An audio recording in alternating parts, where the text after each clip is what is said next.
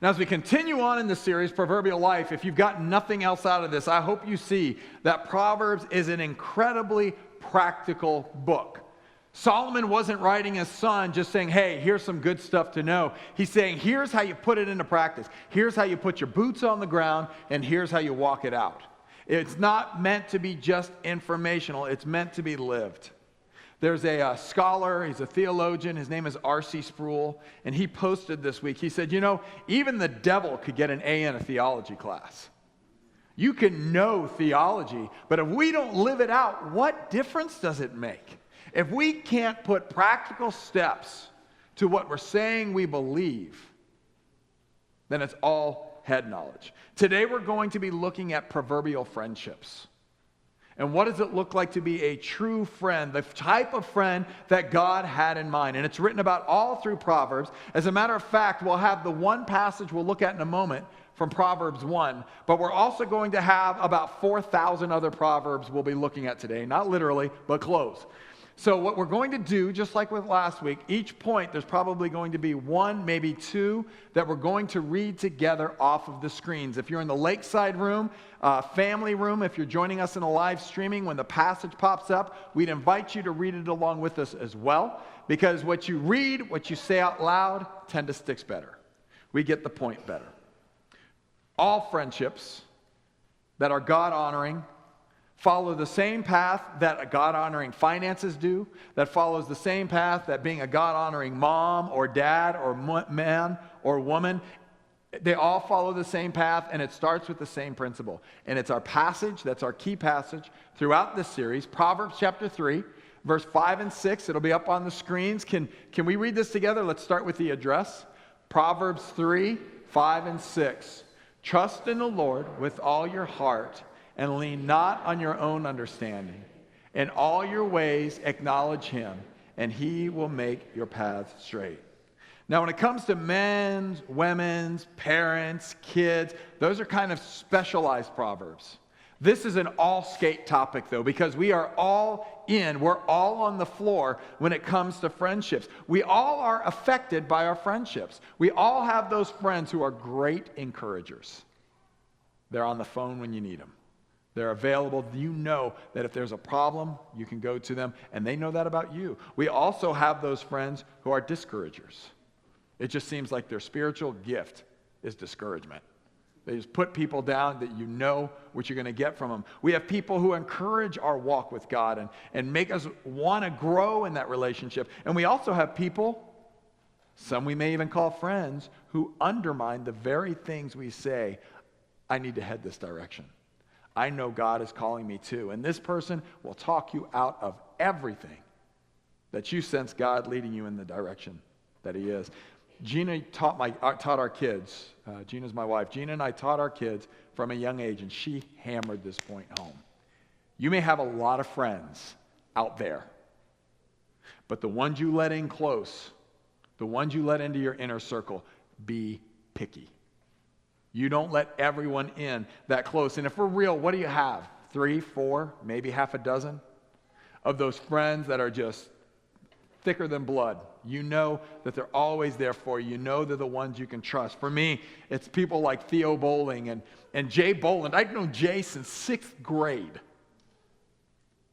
Doug Napier, Craig Eason. Craig is a friend from Florida. Craig's actually coming up in July. He's going to visit for the first time, coming up to Wisconsin. Now, he's not a good enough friend that he would come visit in January. I told him I'd let that slide because July here is much like January there. But he's coming up. And the cool thing is, even in the list of names that I read, those friendships aren't based on race. They aren't based on parts of the country. Matter of fact, none of those guys live in the state. It's based on knowing who they are, and they know who I am. And if I just need to be real, if I just need to let it out, I know I can call these folks. And it's not going to end up on a social media page, and it's not going to get talked about. These guys are friends to me. True and deep friends. And why does this even matter? Why do friendships count so deeply? Because who we associate with matters. Who we associate with matters. Proverbs chapter 12, verse 26. It says, the righteous choose their friends carefully, but the way of the wicked leads them astray. The righteous choose their friends carefully. Why is that? Because if we're righteous, if we're wanting to follow in God's path, we want friends who are going to encourage that. We want friends who are going to see us be all we can be. 1 Corinthians chapter 15 and verse 33. It'll be up on the screens. It's the first one we're going to read together from today's message. Let's say the address first. 1 Corinthians 15:33. Do not be misled. Bad company corrupts good character. And you may be far from being religious, but you have seen this to be true. We all have. Proverbs chapter 4, verse 14 and 15. It says, do not set foot on the path with the wicked, or walk in the way with evildoers. Avoid it and do not travel on it. Turn from it and go your way. Go on the path you know you are supposed to go to. The path you're supposed to walk out. What God has called you to. If you know better, go on your way. Don't get in the conversations. Don't get wrapped up in the stupidity. I would say it this way. Don't settle for doing the worst and then hope for the best. Don't settle for doing the worst. If I hang out with these people, fingers crossed, we're not going to get in trouble this time. I hope this goes okay. If you've got to say that before hanging out with someone, that should be a flag. Don't settle for the worst and then hope for the best. Proverbs 28, verse 6 and 7. It says, better the poor whose walk is blameless than the rich whose ways are perverse. A discerning son heeds instruction, but a companion of gluttons disgraces his father. Who you associate with matters. But they're fun. They're crazy. They're out of control. That's the one everyone wants to hang out with on a Friday night. When the lampshade goes on the head, all bets are off. You don't know what can happen. They always know the good stuff. They know the juicy stuff on everybody. Here's a promise. If they're talking to you, they're also talking about you. Who you associate with matters. There's some results that can happen, both positive and negative. We'll look at the positive in a moment. But there are some negative results that can happen when we follow bad influences. And as we talked about in week 1 of this series, the week after Mother's Day, those bad influences, Solomon tells his son, they're fools. He says, stay away from the fools. What's the problem with hanging out with them? First of all, you can get sucked into the things you shouldn't be a part of. When you hang out with a fool, you may start acting like a fool. You can get sucked into things you shouldn't be a part of. Proverbs chapter 1. This is a passage we'll read together. Proverbs chapter 1, beginning at verse 10 through 19. Solomon writes his son, and he says, my son, if sinful men entice you, do not give in to them. If they say, come along with us, let's lie in wait for innocent blood. Let's ambush some harmless soul. Let's swallow them alive like the grave, and whole like those who go down to the pit. We will get all sorts of valuable things and fill our houses with plunder. Cast lots with us. We will all share the loot. My son, do not go along with them. Do not set foot on their paths, for their feet rush into evil. They are swift to shed blood. How useless to spread a net where every bird can see it. These men lie in wait for their own blood. They ambush only themselves. Such are the paths of all who go after ill-gotten gain. It takes away the life of those who get it. And you may be thinking right now, you're hearing this, and you're like, that's a little far. It's not like my friends and I are hiding around a corner looking to stab or murder somebody. But Solomon's point here is bigger than just this moment. Solomon's point is, look, don't throw your name in the hat with people who are about to do some bad stuff you know they shouldn't do. Don't associate with people whose goal is to trash somebody for their own entertainment, to rip someone to shreds for their gain. Don't associate with it. Don't go there with them. Don't put your name in the hat with them. Don't get sucked in to what they're doing. And here's what can happen when we do. There's a loss of reputation. There's a loss of reputation. We tend to think of people by who they associate with. Think back for just a minute to high school. You remember all the little tables around your cafeteria and who sat at what table, and you always kind of associated people by the table they sat at. The jocks sat over there, and the band people sat over here, and the science group club people sat over here, and the mine people made their way over here. I mean, every group you kind of could tell who they were associated with. I don't think it changes that much as adults. We still have that thing in our mind that kind of puts people by who they associate with or hang out with. And I'm not encouraging stereotyping. But we will see people by hobbies, by interest, by character, by what's really important, tend to pull together. William Turner, in 1545, saw this to be true, and he coined a statement. Let's see who can finish it. Birds of a feather. Not much has changed in 500 years, almost 500 years. We tend to associate, we tend to draw toward those we're like, and when we see that, there can be loss of reputation. Proverbs 23, 20 and 21, it says, "Do not join those who drink too much wine or gorge themselves on meat, for drunkards and gluttons become poor, and drowsiness clothes them in rags." Don't be associated with them. Don't hang out with them. And once again, in Proverbs, when we talk about a fool and we talk about drunkenness, they usually go hand in hand. Proverbs 14, 7 and 8. It says, "Stay away from a fool, for you will not find knowledge on their lips. The wisdom of the prudent is to give thought to their ways, but the folly of fools is deception." We begin to lose reputation, and what else can happen? We can begin to pick up the bad habits of those we're hanging around with. It becomes more than being just associated with them. It can become being who they are and putting into practice what they do. Proverbs chapter 22, it'll be up on the screens. Can we read this together? Lakeside Room, read it nice and loud. Proverbs 22, 24, and 25. "Do not make friends with a hot-tempered man. Do not associate with one easily angered, or you may learn his ways and get yourself ensnared."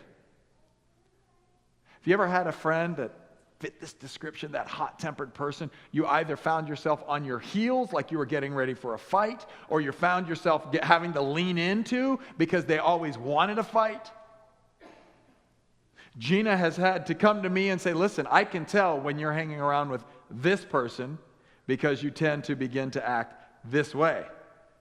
I can tell when you begin to hang around this family member because the negative influence shows up on you this way." You can begin to pick up some of their habits. The next passage, let's read this one together as well. Proverbs chapter 13. Ready? Proverbs 13:20. "He who walks with the wise grows wise, but a companion of fools suffers harm." He who walks with the wise grows wise. This goes back to the first week of the series. When you find people of wisdom, connect with them. Learn from them. When you find someone who's further along than you, rub up against them. Absorb all you can. If they're further along in their marriage, in their career, dealing with their finances, in their walk with God, learn from them.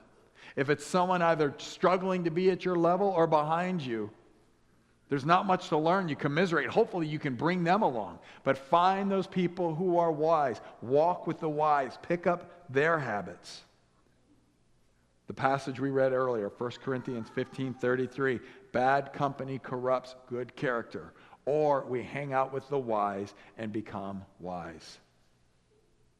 When we lose that trust, when we begin to associate with those people, we begin to pick up the bad habits, it can lead to this final point, and you can begin to lose the trust of those who really do count. You can begin to lose the trust of those who really do count. Those people who have been there for you for so long, those people who are truly praying for you, wanting to see you move forward in life, those are the ones many times we end up hurting. Proverbs 25, verse 19. It'll be up on the screens. Can we read this one together? Proverbs 25:19. "Like a bad tooth or a lame foot is reliance on the unfaithful in times of trouble." Have you ever watched someone change right before your eyes? Someone who you could count on before? Someone who was family? Who all of a sudden you felt like nothing more than a useful tool when they needed you or wanted you? Their attitude may have changed, their language changes, their trustworthiness changes. It's like the statement my father-in-law gave me. I mentioned this a few weeks ago. My father-in-law gave me years ago. If someone wants to show you their true colors, let them and learn from it. If someone is heading down a path and their whole goal is to suck you along with them or to use you on the way, learn from it. If they're showing you their true colors, learn from it. Let them. If they're remorseful, if they begin to come back, if they're apologetic, be ready to forgive. But learn along the way. Proverbs chapter 12 and verse 5, it says, the plans of the righteous are just, but the advice of the wicked is deceitful. You lose the trust and relationship with those who probably are the ones who should count. Those who have been there for you. But instead, when that trust is broken, you may choose to flock with the fools instead of walking in wisdom. Proverbs 12, verse 26, it says, the righteous choose their friends carefully, but the way of the wicked leads them astray. Here's the challenge. There's that path we can take, or there's the challenge of being a true friend. What does a good friend look like? When you think of a good friend in your mind, what are the traits that come to mind? When you think of someone who has been there for you, and maybe there is an actual person, and you can put a face on it, what are the traits that continually pop up in your mind? The challenge is to be that guy or that girl, that person who does things differently, who can walk in wisdom no matter what anyone else thinks and doesn't get sucked into the mess. Your character keeps you at a higher level than where the fool may want to go. You can speak truth because you can speak it in love. Being a friend, and this is the next blank, being a true friend is a friend that is reliable and honest. A true friend is reliable and honest. The next passage we'll read together, Proverbs 27 and verse 17. Ready? Let's say the address again together. Proverbs 27:17. As iron sharpens iron, so one man sharpens another. Proverbs 17:17. A friend loves at all times, and a brother is born for a time of adversity. Proverbs 27:10. Do not forsake your friend or a friend of your family, and do not go to your relative's house when disaster strikes you. Don't just keep dumping on people. When you're going through a problem, don't just make it a point where you go and regurgitate all of your problems on someone else. Learn, soak in the wisdom. Be there for a friend. Be there and be someone who is trustworthy and be someone who is honest and reliable. That's the foundation for a true and a good friendship. Now, I want to illustrate this next point, and I need you to help me. You may not be able to see it, so on your outline, can you draw a triangle? I know some of you have been out of geometry class for quite a while, so I'm going to start. Draw a triangle. Okay?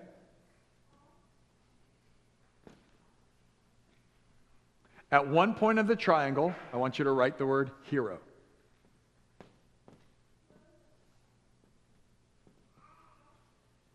You with me so far? All right, good. I know it's early. Next one. On a corner, I want you to write the word villain. Or just put a V, whatever works for you.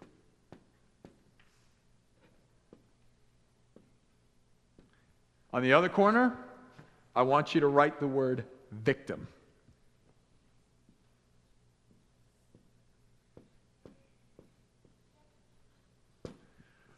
Most of our biggest problems in relationships, most of our highest levels of conflict happen right here in these relationships. When there's a problem, when we continually find ourselves bumping ahead, this is usually where we are. There are 3 conversations, 3 people who probably should be at the table. The problem is we only invite 2. What does this look like? It can happen between the hero and the victim. You know, I'm just so tired of this person. I just wish they would get it together. They always talk. They always act. They shouldn't be doing that. They never come to this person, and it can be a total misunderstanding. It may be something that's a blind spot for this person. But instead, the hero and the victim always view this person as a villain. Another conversation that can happen is the victim and the villain. And they're talking about the hero. Why do they think they can fix everything? Why do they think they're so right? Why do they think they have it all together? You know, this is our problem. We can figure this out. They need to butt out. Do they ever tell that to this person? Let us work it out? Let us handle it? Nope. It's easier to talk about them than to them. Here's a strange one. The villain and the hero. Talking about the victim. They are so weak. They just can't figure it out. You know, I want to help them, but they won't let me. You know, they think everything I'm doing is wrong, but it's because they're not strong enough to understand what we're trying to do. The business world calls this triangulation. The Bible calls this gossip and slander. A solid relationship, a solid foundation, isn't emails that say, I got to fix this, I got to bring the problem to light, I got to solve it, so I'm going to run to someone else aside from the person who I should be talking to. We need to all be at the table and have the tough conversations. And that brings us to the next point. To deal with this, to have the right relationships, to end gossip and slander, we need to be tactful in our relationships and avoid fights. Tactful and avoid fights. Does that mean we don't have the tough conversations? Nope. What I'm saying is we need to have the tough conversations. That brings it to the table and deals with it correctly and the way God calls us to. Proverbs chapter 27 and verse 6. It says, wounds from a friend can be trusted, but an enemy multiplies kisses. How about that person who comes to you and is like, you're just so wonderful. Thank you for all you do. And yet all the time they're sending texts and emails and posts to this person saying, I wish they'd get out of the way. Be careful of the person who comes bringing lots of kisses and flowers. The wounds of a friend, someone you know you can trust, someone who will sit down and have the honest conversation with you, those are the ones that can be trusted. I find this one kind of amusing. Proverbs 25, verse 17. It says, seldom set your foot in your neighbor's house. Too much of you, and they will hate you. Learn the lines of communication. If you're sending 37 emails a day, it's overkill. Learn how to tactfully have the conversations and be a good friend. And don't feel like you've always got to load up for a fight. One of the ways that we can practice this, the tact side and dealing with avoiding ongoing continual fights, is watch your words. Watch your words. The book of James talks a lot about our tongue and the power that it has. Watch your words. For those of you who are morning people, even if you are not religious at all, when I read this one, you're going to say amen. Proverbs 27 and verse 14, it says, if anyone loudly blesses their neighbor early in the morning, it will be taken as a curse. Yeah, there you go. Watch your words. I'd encourage you, turn the filter on. Turn the filter on. Be careful what you say. Be careful what you write. Be careful what you post. Don't write it if you wouldn't want someone else to see it. Don't write it or say it if you wouldn't want everyone else to know it. Turn on the filter. Don't let social media be your filter. Let the Holy Spirit be your filter. Is this honoring God? Is this putting an end to this? Am I dealing with the person that I really should be dealing with? Don't post everything you think or feel. Be careful what you write. Be careful what you say. Gina has put a limit on me. Anything I write, and this is just wisdom, anything I write after 10, 11 at night, if I've been tired, hungry, worn out, if it's been a long day, if I'm exhausted, I don't send it till the next day. Don't send something in the middle of the night when you may be at your lowest point, because you're probably not sending your best. Watch your words. When you feel something boiling up, bite your tongue. Bite your tongue, hold it back. Sometimes, most times, it's better to say maybe a little less than too much. because you never get that back. Bite your tongue. Can you say that with me on 3? 1, 2, 3. Bite your tongue. One more time. 1, 2, 3. Bite your tongue. Watch your words. Because someone who can give words of encouragement, it means so much. Someone who has that gift to just speak into a moment, even that seems overwhelming, and it brings life, it means so much. Proverbs 16 and 28, it says, a perverse person stirs up conflict, and a gossip separates close friends. Proverbs 11, 12, and 13, it says, whoever derides or berates their neighbor has no sense, but the one who has understanding holds their tongue. A gossip betrays a confidence, but a trustworthy person keeps a secret. Let's be the trustworthy people. Proverbs 17 and verse 9. Whoever would foster love covers over an offense, but whoever repeats the matter separates close friends. Let's protect one another. That's a good friend. Do you have a friend who brings life to you? Whose words and attitudes and actions actually brings life and encouragement to you? They're putting this into practice. And here's the final point with this. You've got a friend, and it's the ultimate friend. And if you don't know what other example to follow, follow the example Jesus set. Jesus is the ultimate friend. Proverbs 18 and verse 24. It says, one who has unreliable friends soon comes to ruin. But there is a friend who sticks closer than a brother. Many say this is the foreshadowing, the picture of the Christ that's to come. Jesus. He's the friend who stays closer than even family. And some of you are going to go, there it is. There's that religious moment. Drop Jesus in. All the problems go away. Happy ending. Close the book. But nobody gave us a better example of what a true friend will do and will go through for you like Jesus did. The Bible says no greater love has anyone than to lay down his life for his friends. Christ set the ultimate example of friendship. The Bible says that Jesus doesn't consider us slaves. Slaves don't know the master's heart. He considers us friends. God calls us friends when we're his, when we've given our life to him. Friends. No greater love has any man than to lay down his life for a friend. When you think of your friends, what are you willing to let go of? What's an opinion? What's a style? What's a choice that really, I can die to myself on this one.